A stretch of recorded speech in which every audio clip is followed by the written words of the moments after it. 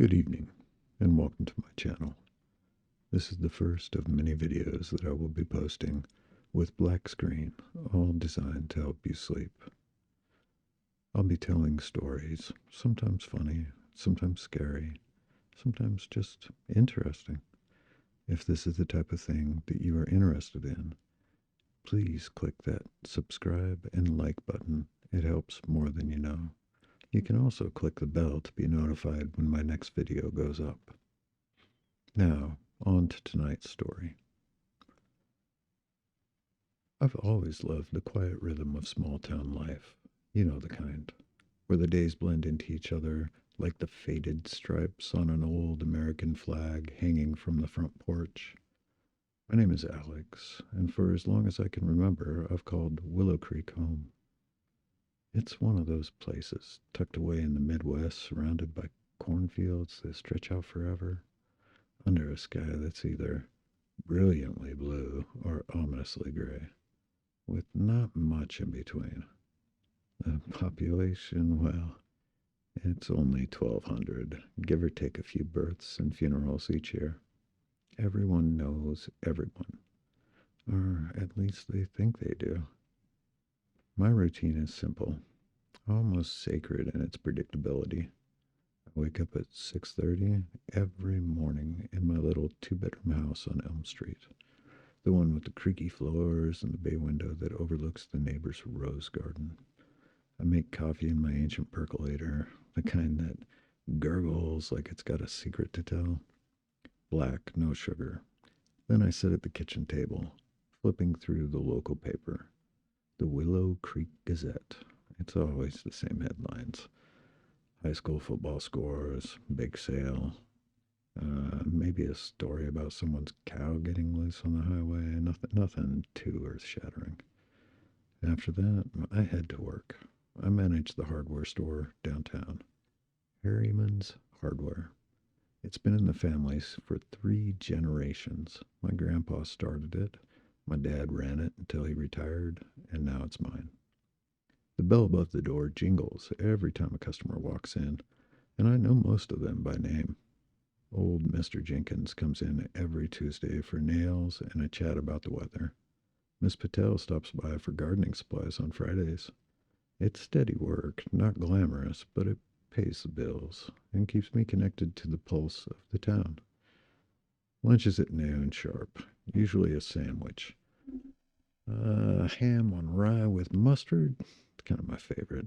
I eat it at my desk in the back office, listening to the radio drone on about crop prices or the latest from the state capitol. Afternoons drag on a bit, but by 5 p.m., I'm locking up and walking home. Dinner's something simple, maybe pasta or a frozen meal heated in the microwave. Evenings are for TV, reruns of old sitcoms, the kind that make you laugh even though you've seen them 100 times. By bedtime, that's 10 o'clock. Lights are out and the cycle starts over. It sounds boring, I know, but there is comfort in it. No surprises, no drama, just the steady tick-tock of life moving forward. At least that's how it used to be. The first time I noticed something off, that was about 3 weeks ago. It was a Monday morning, same as always. I poured my coffee, sat down with the Gazette, and scanned the front page. There was a story about the annual town fair coming to town. Rides, cotton candy, the works, right? But as I read, I had this weird flash, like I'd seen the exact article before. Not just similar, but word for word. The headline, Willow Creek Fair promises fun for all. Even the photo of the Ferris wheel looked identical. I shook it off. Deja vu, right? Happens to everyone. But then, at work that day, Mr. Jenkins came in. "Morning, Alex," he said. "Same as always. Need a pound of 3-inch nails." I rang him up, handed over the bag. As he left, the bell jingled, and I swear, for a split second, the sound echoed longer than it should have, like it was bouncing off walls that weren't there. I paused, listening, but it faded. Probably just my imagination. That night, I couldn't sleep. I lay in bed, staring at the ceiling fan, spinning lazy circles. The shadows it cast on the wall seemed, well, sharper than usual. Almost like they were watching me. I told myself I was being ridiculous. Too much coffee, maybe.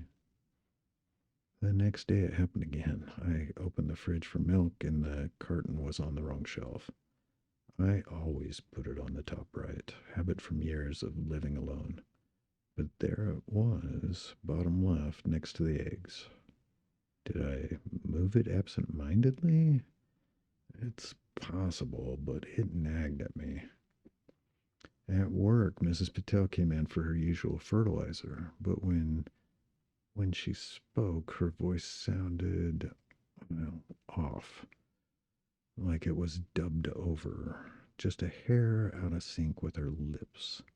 Lovely day, isn't it, Alex? She said, smiling. I nodded, but my skin prickled. By Wednesday, the little things were piling up. The clock at the store kept losing a minute here and there. I'd glance at it, see 10:15, look away, and when I looked back, it was 10:14. The radio played the same song 3 times in a row without the DJ even noticing. And that evening, as I walked home, I passed the park and the swing set was, well, creaking back and forth, but there was no wind, no kids around, empty swings moving on their own. I started keeping a journal that night, just notes to track it all. Day one, milk moved, voice sync issue, clock glitch. It felt silly, like I was turning into one of those conspiracy nuts you see online. But writing it down made it real, and that scared me more. Thursday brought more. At breakfast, the Gazette had the same fair article again, not a reprint. The day it was current, but the content identical. I compared it to Monday's paper, which I saved, word for word. Heart pounding, I drove to the library after work, asked the librarian, Miss Evelyn, if she'd noticed. She looked at me funny. Noticed what, dear? I showed her the papers. She chuckled. Oh, Alex, they reuse stories all the time. Small town, small news. But her eyes, they didn't match her smile. They looked vacant, like she was reading from a script. That night, the TV glitched. I was watching an old episode of Friends, the one where Ross says, pivot. But halfway through, the dialogue changed. Ross said, Alex, pivot. I froze. Remote in hand, rewound it. There it was. Alex, pivot. My name, clear as day. I turned the TV off. My heart was racing, and I just sat in the dark, listening to the house settle. But it didn't settle. There were footsteps upstairs, soft like someone pacing in the empty guest room. Friday, I called in sick to work. First time in years. I needed to figure this out. I walked around town observing. People greeted me the same way they always did. Hey, Alex, nice weather. But their faces. Something was wrong. The smiles were too perfect, the eyes too still, like mannequins come to life. dinner, I ordered coffee, and the waitress, Jenny, spilled a drop on the table. She wiped it up, but when I looked again, the drop was back. Like she hadn't wiped it away. I went home early, locked the doors in my journal. I wrote day 5, names and TV, footsteps, stains resetting, people not real. I mean, paranoia was setting in thick and heavy. I was was I losing my mind? Schizophrenia? A brain tumor? I considered seeing Doc Harlan, but what would I say? Hey, Doc, reality's glitching. He'd lock me up. Saturday it escalated. I woke up to find my keys on the kitchen counter instead of the hook by the door. Not a big deal. But then I noticed the photo on the fridge. Me and my parents at the lake from last summer. In it, my dad's arm was around my shoulder. But today, his hand was clenched like he was gripping something invisible. I stared at it for a moment. The photo blurred, like it was changing. I decided to test all this. I moved a chair in the living room, pushed it against the wall, left the house for a walk. Then I came back. The chair was back in its original spot. Heart in my throat, I did it again. This time I watched from the window. Nothing moved. Not a thing. But when I blinked, it reset. That night, the dream started. Or nightmares, really. I was in the town square, but everything was slightly off. Buildings taller, sky the wrong shade of blue. People walk by, but their shadows, they lag behind. And in the center, a mirror, full length, like from an old funhouse. I approached it, saw my reflection, but it smiled when I didn't. Wake up, Alex. It whispered. I jolted awake, sweating. Sunday, I didn't leave the house. I paced, journal in hand, listing every anomaly. The list grew, clocks running backwards for seconds at a time. The radio mentioning my name in weather reports. And for Alex in Willow Creek, expect showers. Objects vanishing and reappearing. By evening, I was convinced something was wrong with reality. A simulation glitch? Alien experiment? I laughed at myself, but it came out hysterical. Monday again, the Gazette. Same fair article. I tore it up, scattered the pieces. When I looked back, it was whole on the table. I screamed. Grabbed my keys, drove out of town. The cornfields blurred by. No matter how far I went, the sign for Willow Creek kept appearing ahead, like I was looping. I pulled over, hyperventilating, called my sister Sarah. She lives in the city. The phone rang. She picked up. Alex, what's wrong? I poured it out, the glitches, the paranoia. She just listened and then said, Alex, this isn't funny. You know what happened. What? What do you mean? She sighed. The accident 3 weeks ago, you're not here anymore. The line went dead. What accident? I racked my brain. Flashes, driving home late, rain-slick roads, headlights blinding, impact. No. It couldn't be. I sped back to town, straight to the library.